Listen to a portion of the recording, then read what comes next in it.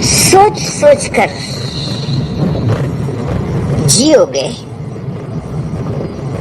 तो क्षुद्र में ही समाप्त हो जाओगे। विराट में तो छलांग लगानी होती, सोचना नहीं होता।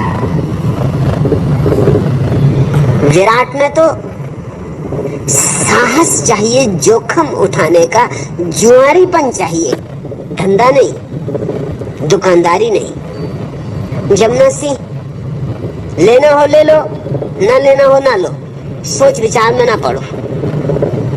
सोच विचार में वैसे परेशान हो जाओगे। ऐसी जिंदगी में क्या परेशानियां कम है, ये नई परेशानी और क्यों लेते हो कि सन्यास लेना कि नहीं लेना। भूलो भालो, लेना हो ले लो, ना लेना हो ना लो, मगर इस सोच विचार में मत पड़ो। तुम्हारे भीतर वैसे ही तो हजार विचार हैं, और एक नया विचार तुम्हारे भीतर उपद्रव खड़ा करे, ऊहापोह मचाए। ऐसा मैं न चाहूंगा। तुम इस पूरे विचार को ही नमस्कार कर लो। लेकिन अगर भाव उठ ही रहा है तो उठता रहेगा, रह रह के उमंग आती रहेगी, रह रह के हवा का एक झोंका तुम्हें सहलाता रहेगा। अगर भाव उठ ही रहा है तो भाव की भंवर में तुम्हें डूबना पड़ेगा। देर अबेर जितनी चाहो कर लो, लेकिन जितनी देर करोगे उतना समय व्यर्थ गया। उतने समय में तो कुछ अनुभव होता, कुछ जीवन पकता, कुछ फूल खिलते। निष्पत्तियां विचार की नहीं होती, भाव की छलांग। और रही तुम्हारी ये बात कि मुझे ऐसा लगता है कि सन्यास लूं तो ढोंग कर रहा हूं, शुरू में तो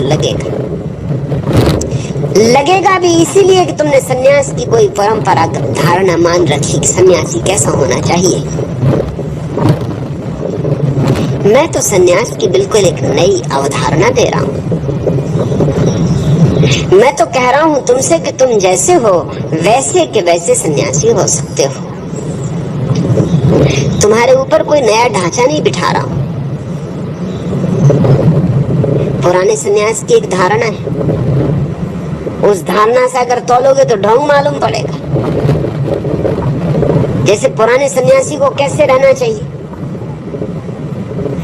उसमें अगर तुमने जरा भेद पाया कि इससे मैं भिन्न रह रहा हूँ, पुराना सन्यासी ब्रह्म मुहूर्त में उठता है, मैं 8 बजे उठता हूँ, तो तुम्हें लगेगा मैं ढोंग कर रहा हूँ। वो धारणा के कारण ढोंग की स्थिति बन रही। धारणा की कोई जरूरत ही नहीं है, धारणा को ही जाने तो ढोंग भी गया। मैं तो तुम्हें सरल सहज होने को कह रहा हूं। ढोंग की बात ही क्यों पैदा होती है दुनिया में? इसीलिए क्योंकि तुम्हारे ऊपर आदर्श थोप दिए गए। जहां आदर्श है वहां ढोंग है। मैं तो कोई आदर्श देता नहीं, सारे आदर्श छीन लेता हूं। जैसे समझो, अगर तुम्हें आदर्श दे दिया कोई कि बस यही भोजन करना सन्यासी के योग्य है,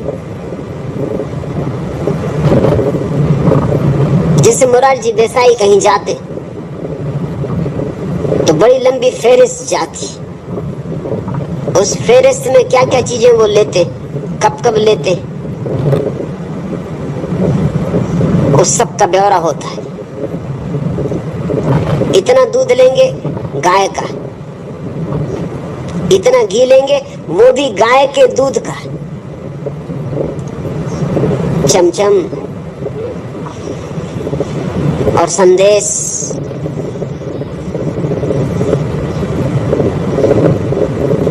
और मलाई, वो सब भी लेते हैं, मगर वो सब के नीचे लिखा रहता है गाय के दूध से बना हुआ। लहसुन लेते हैं वो, तो लहसुन भी वैसी जैसी गुजरात में होती,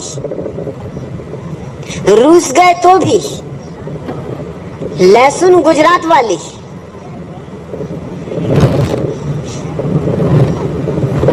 और आम वैसे जैसे लखनऊ के होते, उनकी भी फेरिस्त कि लंगड़ा कि फलाना कि दिकाना, वो सारी फेरिस्त, लंबी फेरिस्त। मगर ये कुछ नहीं है। मैं एक सज्जन को जानता हूं जो गाय का दूध नहीं लेते, सिर्फ सफेद गाय का दूध लेते। एक दफा मेरे साथ यात्रा करनी पड़ी, बड़ी मुसीबत। अगर जरा सा काला दाग हो गाय पर, खत्म, बिल्कुल सफेद गाय चाहिए। मैंने उनसे पूछा कि मामला क्या, क्या तुम सोचते हो काली गाय का दूध काला होगा?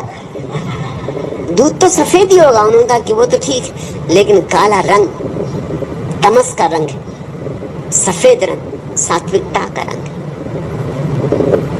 अब अगर ऐसी मूढ़ताओं में पड़ोगे और ऐसे जाल अपने चारों तरफ खड़े करोगे तो तुम्हें बहुत तरह के ढोंग करने पड़ेंगे। अब भूख लगी है जोर की और गाय का दूध नहीं मिल रहा और भैंस का पीना पड़ा, तो चित्त में लगेगा ढोंग हो रहा है। इसलिए नहीं कि भैंस का दूध पी रहा है इसलिए ढोंग हो रहा है, बल्कि इसलिए कि वो जो धारणा बैठी मन में कि गाय का ही पीना था तो ही सात्विक था। तुम्हारी जितनी ज्यादा धारणाएं होंगी उतना तुम्हारे भीतर ढोंग होगा। मैं एक सज्जन को जानता हूं जिनकी ये धारणा थी कि जब वो पानी भरे तो अपना बर्तन साफ करें, उस वक्त कोई स्त्री नहीं गुजरनी चाहिए। स्त्री गुजर गई कि बर्तन गंदा हो गए, फिर से बर्तन मले।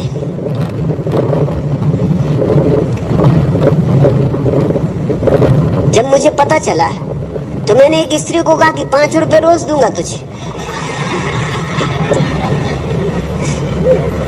इन महाराज को ठिकाने ही लगाओ, तेरा काम ही यही कि जब ये बर्तन लेके जाए नल पर, बस वहीं वहीं चक्कर लगाने। मलने तो कितना मलते, 10 दफे 15 दफे 20 दफा, मगर वो भी आदमी एक हिम्मत के थे, मलते ही गए। क्रोध भी आए, गाली भी बके, कुछ कर भी नहीं सकते।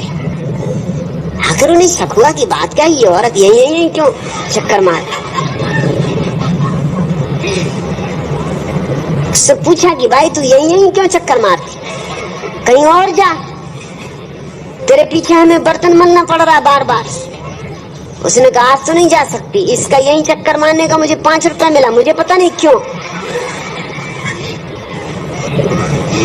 उसे मैंने कहा नहीं था कि इन सज्जन की वजह से मैं तो आज यही चक्कर मारूंगी, और कल भी अगर 5 रुपए मिले तो कल भी चक्कर मारूंगी। आपको कोई तकलीफ? कहने उनकी आंखों में आंसू आ गए। उनका तकलीफ, 80 बार बर्तन धो चुका हूं, अब क्या जिंदगी इसे में गुजरेगी? और मैं समझ गया किसने तुझे 5 रुपए दिए। वो अपना बर्तन लिए भागे, सीधे मेरे पास आए कि ये भी कोई मजाक।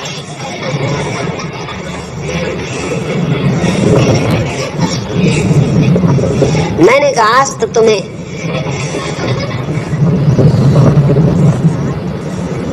अपना पुराना नियम तोड़ना पड़ेगा। उन्होंने कहा वो तो ढोंग हो जाए। मन में मेरे भी कई बार आया, 80 बार हो गया बर्तन धोते धोते। मन में मैंने भी सोचा एक आध बार इधर को आंख करके, अपन ने देखा ही नहीं। जब देखे नहीं तो बात ही क्या, हालांकि देख तो लिया मगर देखे ही नहीं। पानी भर के अपने घर जाओ, अब ये दिन भर कब तक करते रहोगे, मगर वो ढोंग हो जाए। अब तुम सोचते हो ढोंग कैसे पैदा होता है? पहले एक मूर्खतापूर्ण नियम तैयार कर लो, फिर उसके तोड़ने से ढोंग पैदा होता है। फिर कभी तोड़ना पड़े तो ग्लानि पैदा होती है, अपराध भाव पैदा होता है। बनाओ आदर्श, जितने बड़े आदर्श बनाओगे उतने ही तुम ओछे पड़ जाओगे, जितने ओछे पड़ोगे उतनी ही तुम्हारी संभावना परमात्मा को पाने की कम हो जाएगी। मैं तुमसे कहता हूँ सहज जियो, सरलता से जियो, आदर्श मुक्त, बोध पूर्वक जियो जरूर, बस बोध एकमात्र नियम है जो मैं तुम्हें देता हूं। प्रत्येक पल जो उचित लगे उस क्षण में वह करो। अतीत की धारणाओं के आधार से मत जियो वर्तमान में, अन्यथा वर्तमान बदल रहा है, हर घड़ी बदल रहा है। गंगा बही जा रही और तुम पुरानी धारणा लिए बैठे हो, और वो धारणा दिक्कत देगी, वो कठिनाई में डालेगी। वो धारणा, दो ही संभावनाएं हैं उस धारणा के साथ। अगर तुम जिद्दी हुए, हटी हुए, तो पागल हो जाओगे उस धारणा को पूरा करने में, और अगर तुम थोड़े समझदार हुए, चालाक हुए, तो पाखंडी हो जाओगे। और यही दो विकल्प समाज ने दिए हैं तुम्हें। कुछ लोग जो होशियार हैं वो पाखंडी हो गए हैं, बाहर कुछ दिखाते हैं, भीतर कुछ, रहते एक ढंग से हैं, दिखाते और ढंग से हैं, बोलते कुछ हैं, करते कुछ हैं, उनके जीवन में दोहरापन हो गया, ये ढोंग, ये पाखंड। और कुछ जो जिद्दी है और बुद्धू है,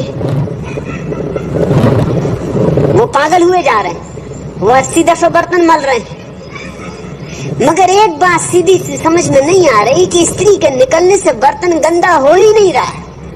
मैंने उन सज्जन को कहा कि 80 बार बर्तन धो के भी तुम्हें ये अकल ना आई। तुम भागे मेरे पास तो आ गए, तुम्हें ये तो अकल आ गई कि मैंने ही इस स्त्री को 5 रुपए दिए, मगर तुम्हें ये अकल ना आई कि स्त्री के गुजरने से ये पात्र गंदा कैसे हो जाएगा। पात्रों को कहीं पता चलता है कि कौन स्त्री कौन पुरुष?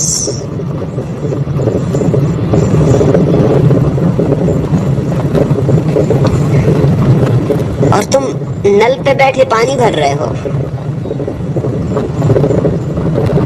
और ये नल जिस झील से आ रहा उस झील पे स्त्रियां घूम रही होंगी, और ये नल नालियों में से होके चला आ रहा है, और रास्ते में से होता चला आ रहा है, और हजारों तरह की स्त्रियां घूम रही होंगी ऊपर, और 1000 गंदियों में से गुजर रहा है ये नल की नली। वो सब ठीक, बस स्त्री दिखनी नहीं चाहिए। तुम्हारी आंख गंदी हो जाती है कि पात्र गंदा हो जाता? मामला क्या है? आंख धोली, पात्र के पीछे क्यों पड़े हो? किसने तुम्हें समझाया? उन्होंने कहा कि मेरे गुरुदेव ने कहा था। वो तो अब रहे भी नहीं, तो अब मैं इस नियम को छोड़ भी नहीं सकता। आपकी बात जचती है, मगर ये तो दगा होगा, गुरु के साथ दगा हो जाएगा, क्योंकि गुरु ने कहा। मैंने कहा गुरु भी तुम्हारे जैसे ही, तुमसे भी ज्यादा महामूढ़ रहे होंगे। ये भी कोई बातें हैं, मगर इसी तरह से चल रहा है। स्त्री जिस जगह बैठी हो वहां सन्यासी को नहीं बैठना चाहिए जाके, क्योंकि उस जगह में स्त्री की तरंगें रह जाती। तुम भी खूब बातें कर रहे हो, माँ के पेट में 9 महीने रहे और तरंगे ही तरंगे रही, उन्हीं तरंगों से बने।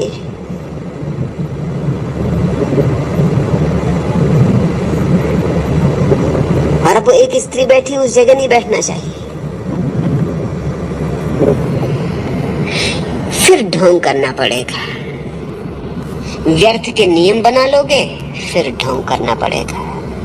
मैं तुमसे कहता हूं नियम ही ना बनाओ, कोई नियम मना बनाओ, कोई आदर्श न थोपो। सरलता से जीवन को देखो और जो उचित हो जिस क्षण में वैसा करो, मगर औचित्य क्षण में से आना चाहिए, बोध में से आना चाहिए। औचित्य किसी बंधी बंधाई तैयार धारणा में से नहीं आना चाहिए। तुम कहते हो कि संन्यास ले लूं, तो लगेगा कि ढोंग कर रहा हूं। नहीं, जरा भी ढोंग नहीं कर रहे हो। संन्यास लेने का भाव उठ रहा है, क्रांति का आवाहन सुनाई पड़ रहा है। कहीं मैंने तुम्हारे हृदय को छू लिया है, कहीं तुम गीले हो गए हो। अब झुटलाओ मत, इन व्यर्थ की बातों में अपने को बहलाओ मत। रही पात्रता की बात, तुम पात्र हो। इस जगत में सभी कुछ पात्र है, क्योंकि परमात्मा व्याप्त है। जहां परमात्मा व्याप्त है वहां अपात्रता कैसी? हाँ, तुम्हें और पात्र बनाएंगे। ये बात तुम्हें थोड़ी बेबूझ लगेगी। मैं तुमसे कहता हूं तुम जैसे हो पूर्ण हो। हाँ, तुम्हें और पूर्ण बनाएंगे। तुम जैसे हो पात्र हो। हाँ, तुम्हें और पात्र बनाएंगे। सौंदर्य पर और सौंदर्य चढ़ाएंगे। लेकिन तुम गंदे नहीं हो और तुम पापी नहीं हो। तुम्हारे पुण्य पर और नए पुण्य के आभूषण लगाएंगे। तुम्हारे पुण्य पर और हीरे चढ़ाएंगे। तुम्हारे पुण्य को और पुण्य बनाएंगे। लेकिन तुम जैसे हो शुभ हो, सुंदर हो, क्योंकि परमात्मा को स्वीकार हो। परमात्मा को स्वीकार हो तो मैं तुम्हें कैसे अस्वीकार कर सकता हूँ? तुम भी अपने को स्वीकार करो। इतना तो करो कम से कम कि परमात्मा ने तुम्हें जीवन दिया, तुम इस जीवन का तो सम्मान करो, स्वीकार करो। इसी स्वीकार में से तुम्हारे भीतर वास्तविक धर्म का उदय होगा। इसी स्वीकार में से सत्य का जन्म होता है।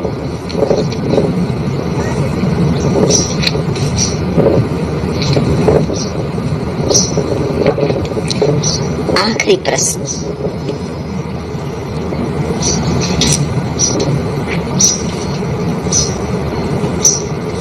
भगवान,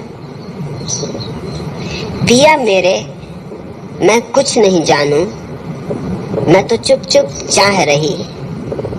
मेरे पिया तुम कितने सुहावन, तुम बरसों ज्यों मेहा सावन, मैं तो चुप चुप नहा रही। पिया मेरे तुम अमर सुहागी, तुम पाए मैं बहु बड़ भागी, मैं तो पल पल ब्याह रही। पिया मैं तो कुछ नहीं जानूं, मैं तो चुप चुप चाह रही। वीणा भारती। भाव की ऐसी दशा का नाम ही प्रार्थना है।